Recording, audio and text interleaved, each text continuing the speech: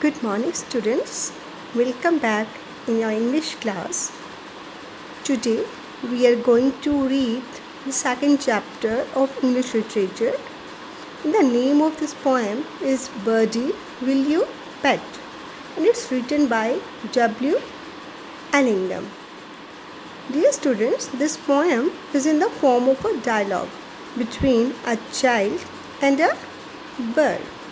So first of all, let's start with the pre-reading task. If asked to choose between money and freedom, what would you choose and why? According to me, dear students, I would certainly choose freedom because money also without freedom is of no use and one cannot use it according to our will under the bars of freedom.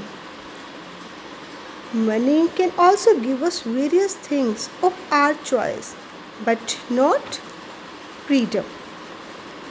Through money, we can get only physical comforts, but if we have freedom, we can do whatever we wish. So, freedom also gives us mental relaxation, or we can say satisfaction.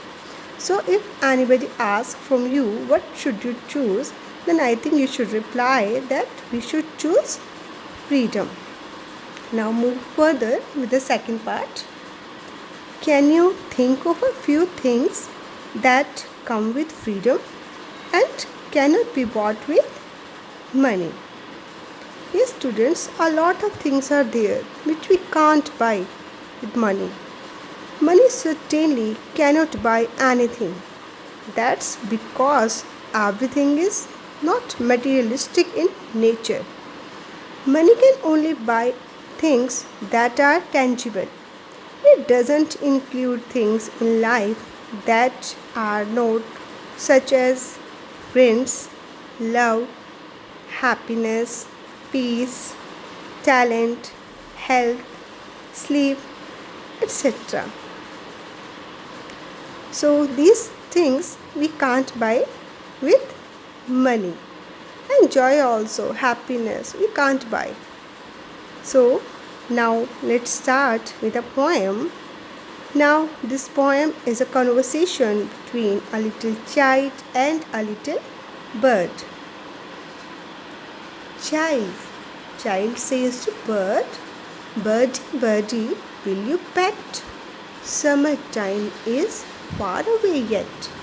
You will have silken quilts and a velvet bed and a pillow of satin for your head. Here in this stanza, the child addresses a bird and requests it to become her pet. The little girl offers various comforts to the child in exchange for its freedom.